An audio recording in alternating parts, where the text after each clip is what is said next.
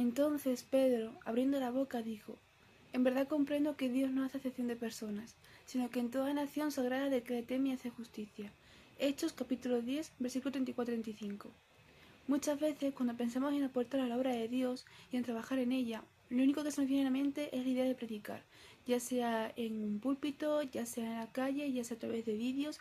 Es lo único que se nos viene a la idea cuando pensamos en trabajar en la obra de Dios.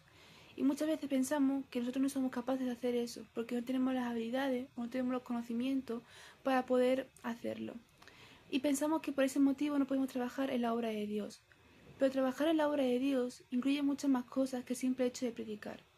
Y además, para ser usados por Dios, no tenemos que tener habilidades o conocimientos especiales. Simplemente tenemos que obedecer a Dios, seguir sus órdenes y seguir el camino que Él nos muestra. Y muchas veces, aunque pensamos en nuestra idea humana de que no somos capaces de hacer muchas cosas, o de que no servimos para predicar o para cualquier de otras muchas cosas, para obrar en la obra de Cristo, para trabajar o hacer la voluntad de Dios, con Cristo a nuestro lado y con la guía del Espíritu Santo, somos capaces de hacer mucho más de lo que otros pensamos en un primer momento, y mucho más de lo que nunca hubiéramos imaginado. Por eso no podemos relajarnos ni limitarnos en la idea de que nosotros no podemos hacer ciertas cosas porque no tenemos ciertas habilidades, o que nosotros podemos trabajar en la obra de Dios por las mismas limitaciones que nosotros mismos nos hemos puesto, creyendo las etiquetas que el mundo nos ha puesto. Porque esas limitaciones que el mundo nos pone y que nosotros nos hemos puesto a nosotros mismos, nunca fueron limitaciones para Dios. Porque al igual que Dios llamó a David, un pastor, y lo guió y lo convirtió en un rey, Dios puede llamarnos a nosotros y convertirnos en aquella persona que Dios ve en nosotros. Y puede que no prediquemos en un púlpito, o no prediquemos en la calle, o no prediquemos de formas similares, pero podemos trabajar en la obra de Dios de múltiples maneras. Trabajamos en la obra de Dios cuando ayudamos a aquel que tiene una necesidad personal o una necesidad económica, porque predicamos con nuestro testimonio y mostramos el amor de Cristo.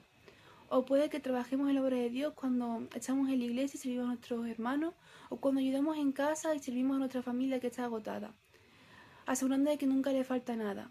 O también trabajamos en la obra de Dios cuando escuchamos y consolamos a aquella persona que está agotada, que está desesperanzada y que necesita hablarle a alguien, necesita a alguien que la escuche. O también trabajamos en la obra de Dios dejando limpio y organizando aquel lugar en el que le damos honra y culto a Cristo. Y es que hay miles de cosas y de miles de formas de trabajar en la obra de Dios y de expandir la obra de Dios.